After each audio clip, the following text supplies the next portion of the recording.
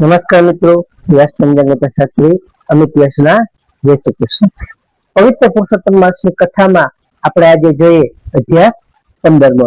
પવિત્ર પુરુષોત્તમ માસમાં અધ્યાય 15 નું સવિસ્તાર વર્ણન આપણે જોઈએ તો કે આ અધ્યાયમાં ભગવાન નારાયણ દેવર્ષિ નારદજીને એક નવી કથા તરફ લઈ જશે, જેમાં મણિગ્રીવ નામના રાજા અને સત્સંગના મહિમાની વાત કરવામાં આવી છે. ચાલો તો આ જે અધ્યાય આપણે જોઈએ કે રાજા મણિગ્રીવની કથા અને સત્સંગનો પ્રભાવ.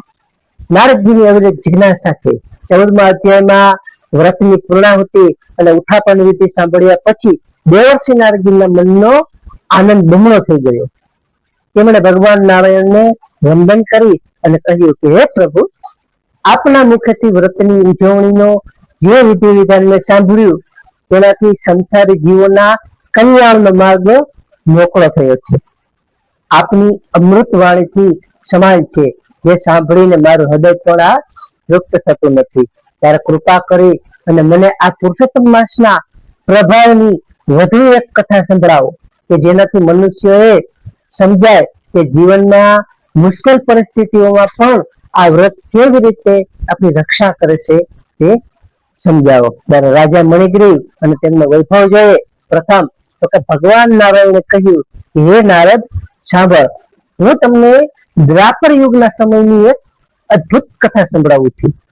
એ સમયે કાંચનપુર નામની એક સુંદર નગરી હતી, જેમાં રાજા મણિગ્રીવ રાજ કરતા હતા.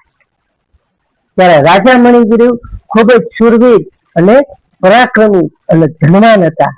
તેમના રાજ્યમાં પ્રજા સારી એવી સુખી હતી અને કોઈ પણ પ્રકારનો કોઈને ભય નહોતો. પરંતુ રાજાના જીવનમાં એક મોટી ખામી હતી.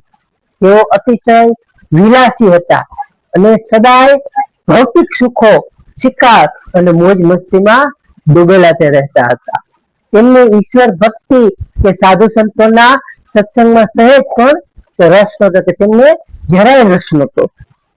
ત્યારે એક દિવસ રાજા મણિગ્રીવ પોતાના સૈનિકો અને ઘોડાઓ સાથે ઘોર જંગલમાં શિકાર કરવા ગયા.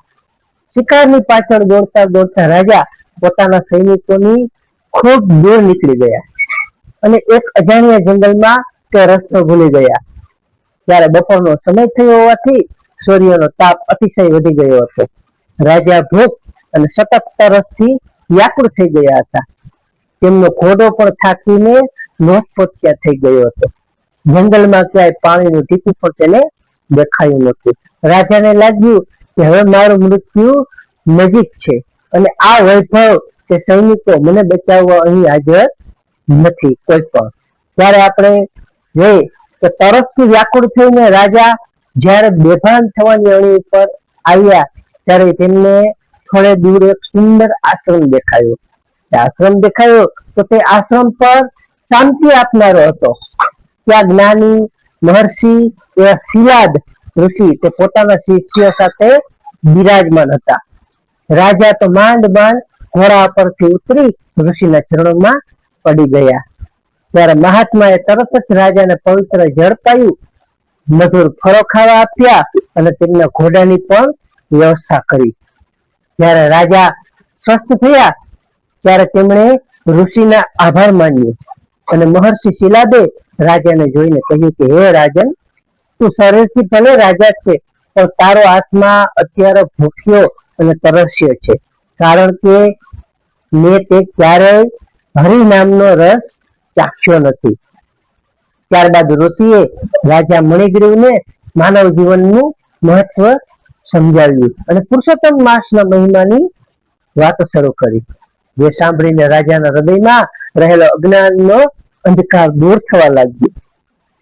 સત્સંગનો મહિમા જોઈ તો જ્યારે મનુષ્ય સંસારના માર્ગ ભટકી જાય છે, જેમ રાજા જંગલમાં ભટકી ગયા તેમ ત્યારે સાધુ સંતો અને તેમનો આશ્રય જ તેને નવું જીવન આપે છે. ભૌતિક સુખોની મર્યાદા ગમે તેટલો મોટો રાજા હોય પણ મુશ્કેલીના સમયે તેનું ધન કે સત્તા કે કાંઈ કામ આવતા નથી. માત્ર પ્રભુની જ કૃપા કામ આવે છે.